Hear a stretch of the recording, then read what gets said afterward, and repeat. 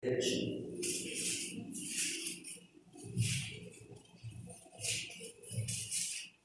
17 é um texto muito pregado pelos pregadores, os pastores, um texto muito dissecado, mas eu tenho certeza que sempre o Senhor ele tem algo a nos ensinar. Primeiro livro dos Reis 17, vamos ler até o versículo 8. Amém? Ora, amém?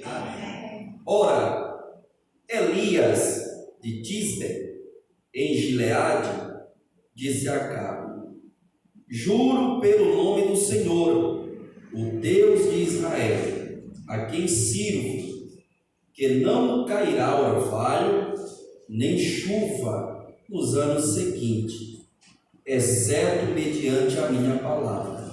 Depois disso, a palavra do Senhor veio a Elias: saia daqui, vá para o leste e esconda-se perto do riacho de Querite, a leste do Jordão. Você beberá do riacho, e dei ordem aos corvos para o alimentar lá. E ele fez o que o Senhor lhe tinha dito. Foi para o riacho de Querite, a leste do Jordão, e ficou lá. Os corvos lhe traziam pão e carne de manhã e de tarde, e ele bebia água do riacho. Algum tempo depois, o riacho secou-se por falta de chuva. Então a palavra do Senhor veio a Elias. Amém? Glória a Deus. Somente esse texto, essa semana confesso que eu fiz uns 3 a 4 esboços. Fazia um esboço e desmanchava, fazia outro e desmanchava. Eu estava trabalhando e eu orando, falando com o Senhor. Eu disse: Deus, ministra uma palavra no meu coração para que eu possa ministrar no coração do teu povo aquilo que o teu povo precisa ouvir, aquilo que a tua igreja necessita. E o Senhor, ele falara comigo a respeito desse texto. E baseado nesse texto, nós queremos dar um tema: Elias e o seu preparo. Repita após mim: Elias e seu preparo. Uma vez mais, vamos falar em alta e condição, amém? Elias e seu preparo. Olha só, o nome Elias no hebraico é Elohá ou Eloá, que significa Jeová é Deus. Olha só o significado do nome Elias: Jeová é Deus. Observe. Nessa época, Israel estava vivendo dias de apostasia. E o que é apostasia? Abandono da fé. A nação de Israel havia abandonado o Deus verdadeiro, o Senhor Jeová, e agora eles estavam adorando a Baal. Segundo a mitologia, o Deus da agricultura, o Deus da fertilidade. Então eles acreditavam que Baal era que mandava chuva. Então Elias, ele aparece nesse cenário. Ele vem de uma cidade pequena, ou por que não dizer um povoado, né? Um lugarejo pequeno chamado Tebes, que ficava em Gileade, e ele comparece diante de Acabe no palácio. Observe, Elias, ele era um profeta solitário, ele vivia no deserto. Na verdade, ele era um roçaliano, mas observe que Deus escolhe este homem para que possa se tornar o seu porta-voz.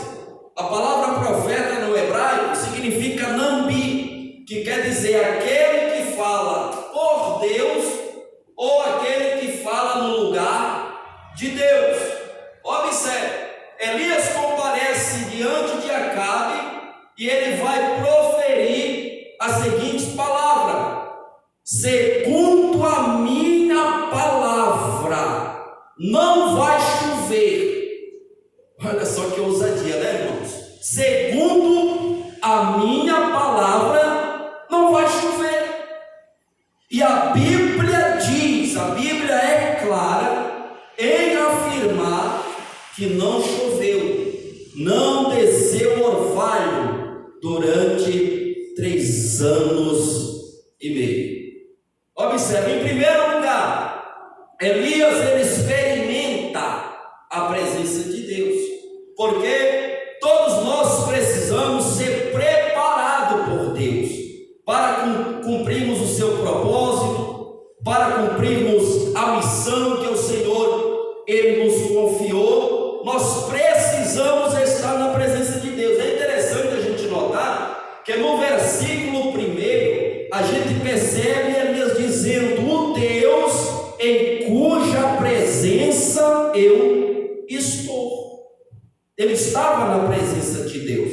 Então ele profere uma palavra profética: não vai chover. Não é segundo a palavra de Deus. Ele não disse assim diz o Senhor. Ele não disse assim diz Deus. Ele não disse assim diz o Senhor Jeová. Mas ele disse segundo a minha palavra, não vai chover. E decretou. Muitas das vezes nós que somos cristãos, servimos a Deus, e muitas das vezes nós usamos isso, nós decretamos. Mas observe, para que aquilo acontecesse na vida de Elias, ele estava na presença de quem? De Deus. Isso fala de intimidade, isso fala de proximidade com Deus, isso fala de aliança, isso fala de compromisso. Não é de qualquer forma, não é de qualquer jeito. A pessoa que não está na presença de Deus, ela pode decretar N e N vezes, não vai acontecer absolutamente nada. Por quê? Porque não está na presença de Deus. Mas quando a pessoa ela está na presença de Deus, a coisa é diferente. Quando você está na presença de Deus e você usa a palavra com ousadia, com autoridade, eu determino, eu decreto, eu ministro em nome de Jesus, tenha certeza que isso vai se tornar uma realidade na sua vida. Amém? Você tem abençoado as pessoas que convivem com você, que está ao seu lado? Você tem usado a autoridade que Deus lhes confiou, depositou em você?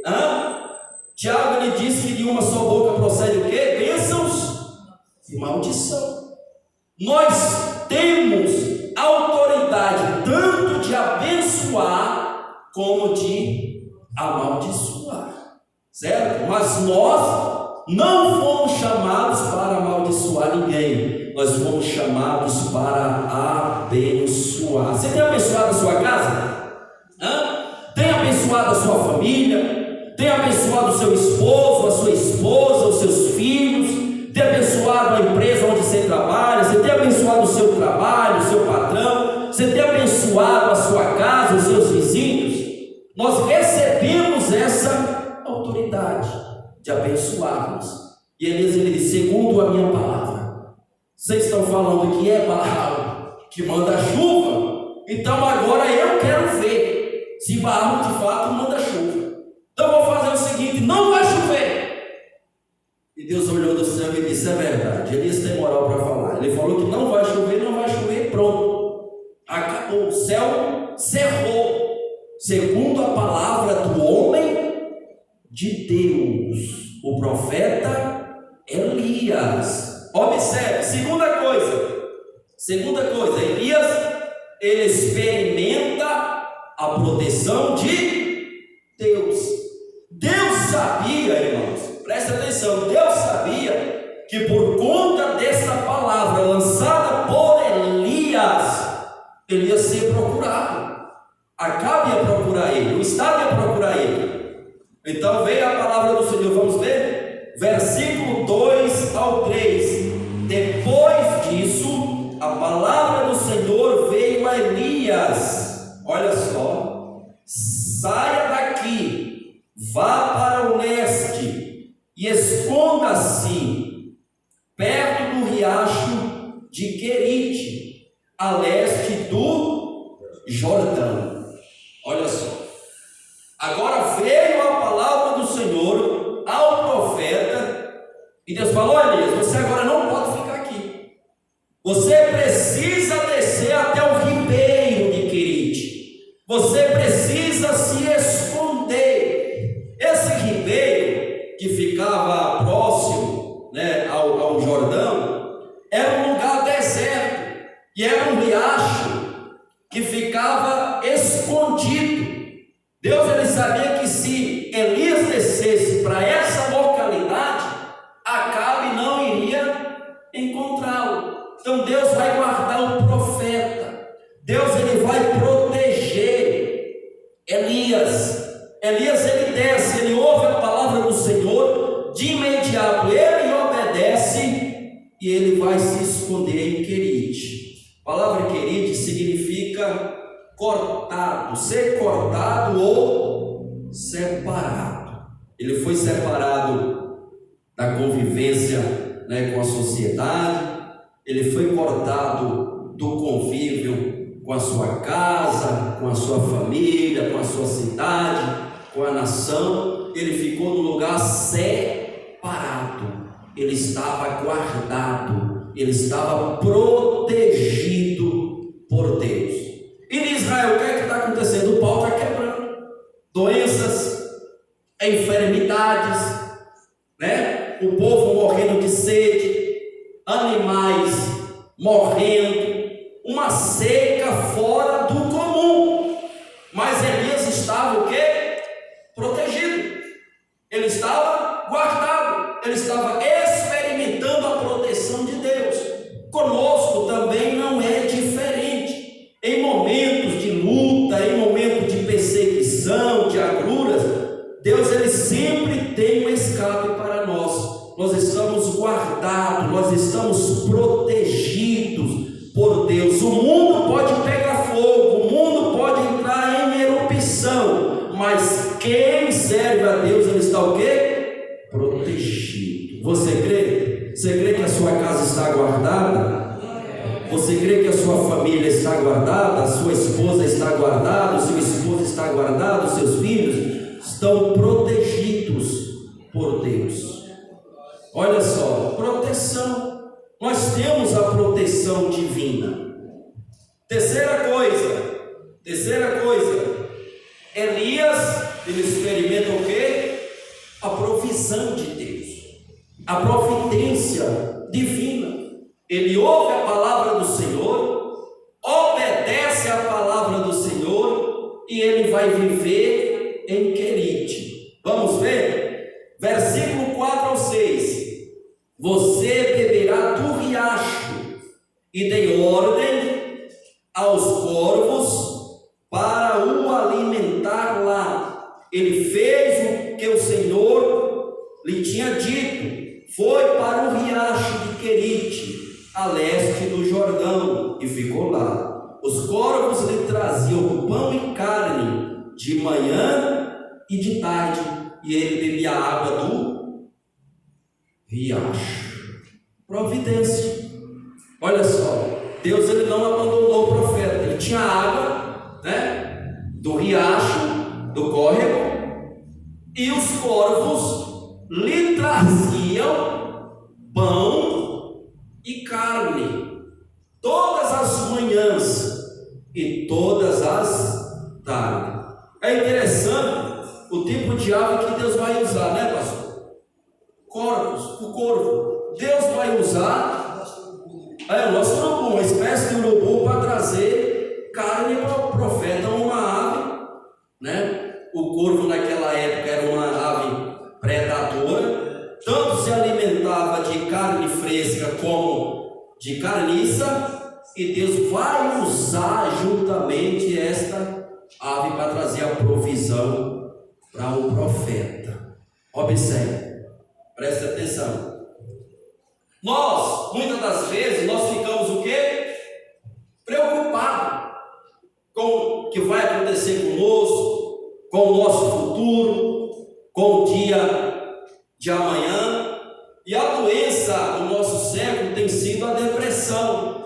Tem sido a doença do século XXI, né? E o que é depressão? Depressão é preocupação, né, extrema, excessiva, né, do passado. Ansiedade é a preocupação quanto ao futuro. E muitas das vezes, quando falta algo em nossa casa, na nossa mesa, na nossa despensa, a gente fica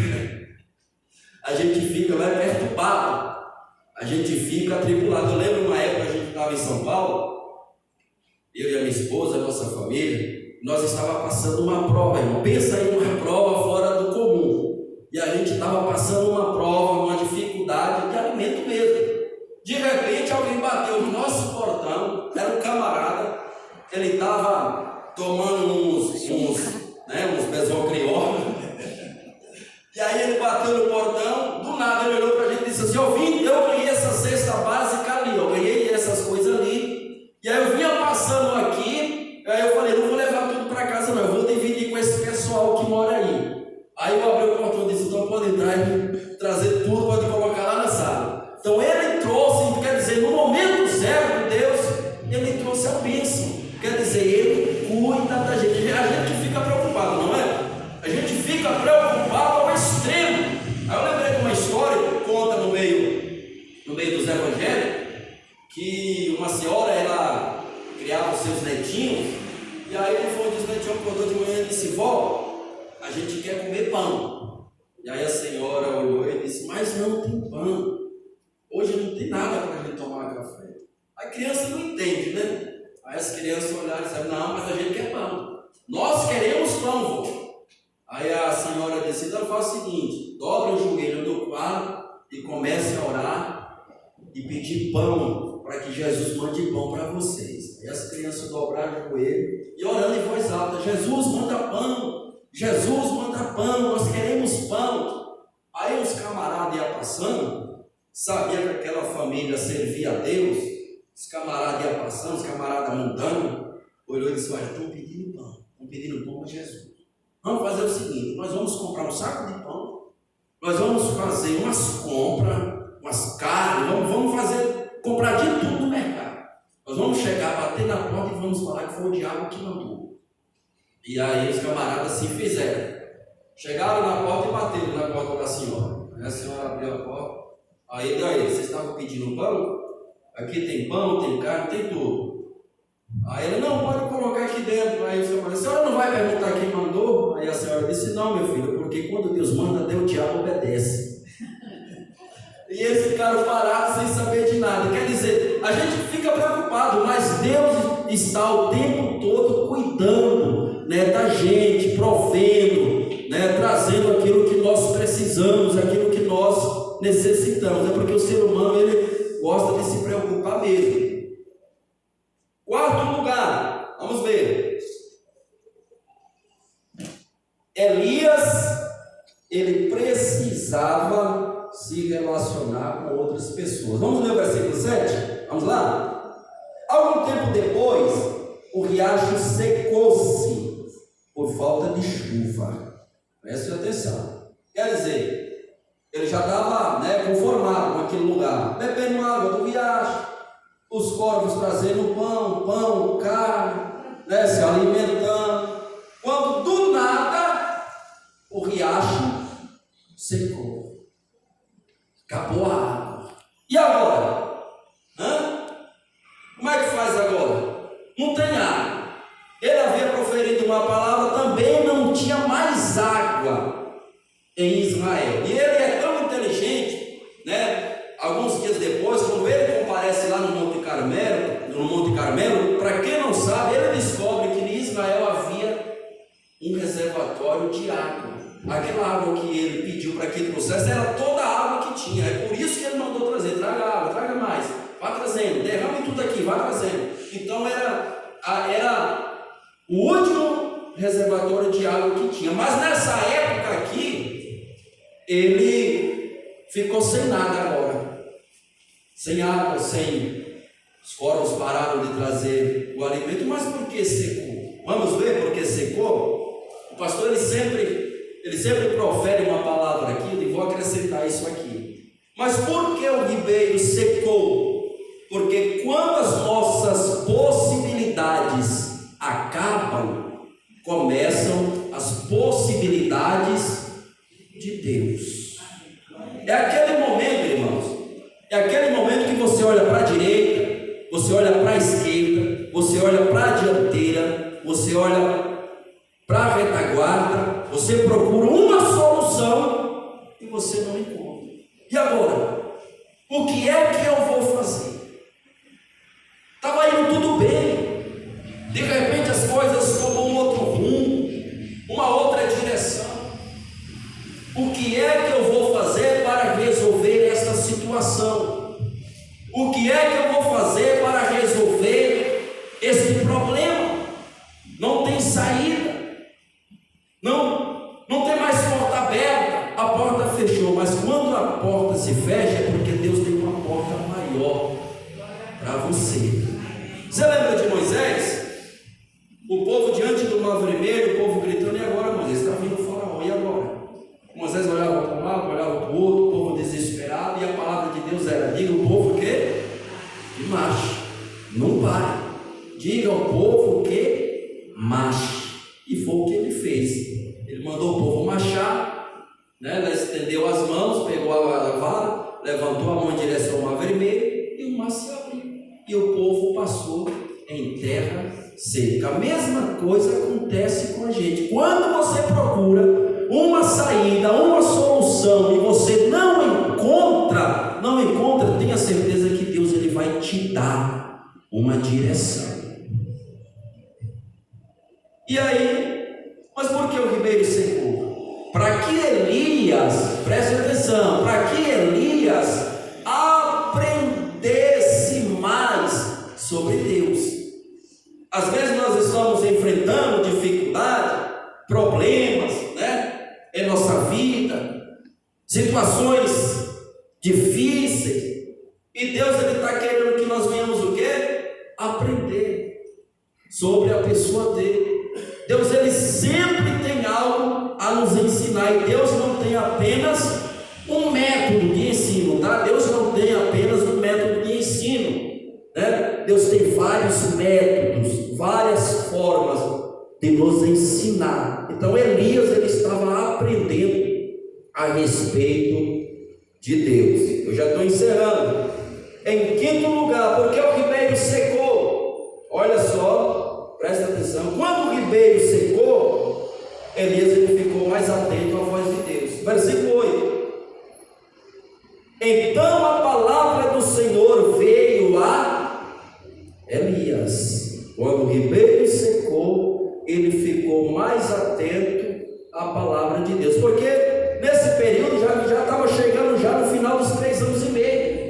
Então ele ficou um bom tempo nesse riacho, nesse ribeiro, né, sem ouvir a palavra de Deus. Afinal de contas, ele estava tranquilo, né? Estava sossegado, estava guardado, estava protegido. Ele tinha água, ele tinha comida, ele era um homem simples, ele não precisava de muita coisa. Estava tendo água, estava tendo comida. Ele estava tranquilo. Enquanto a nação estava o quê? Padecendo.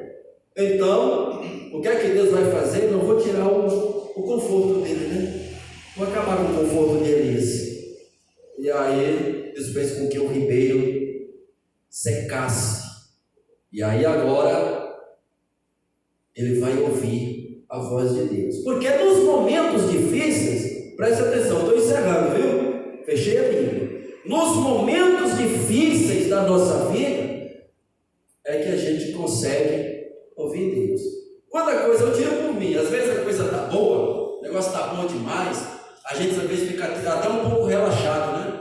A gente passa até a orar menos, tudo está ocorrendo as mil maravilhas, a gente passa a orar menos, passa a jejuar menos, passa a ler a Bíblia né, um tempo curto, e aí quando o negócio começa a apertar, a gente já sabe para onde correr, né? O negócio aperta, opa, eu já sei o que é aqui, eu preciso, né, chegar mais. Então foi isso que aconteceu com o profeta.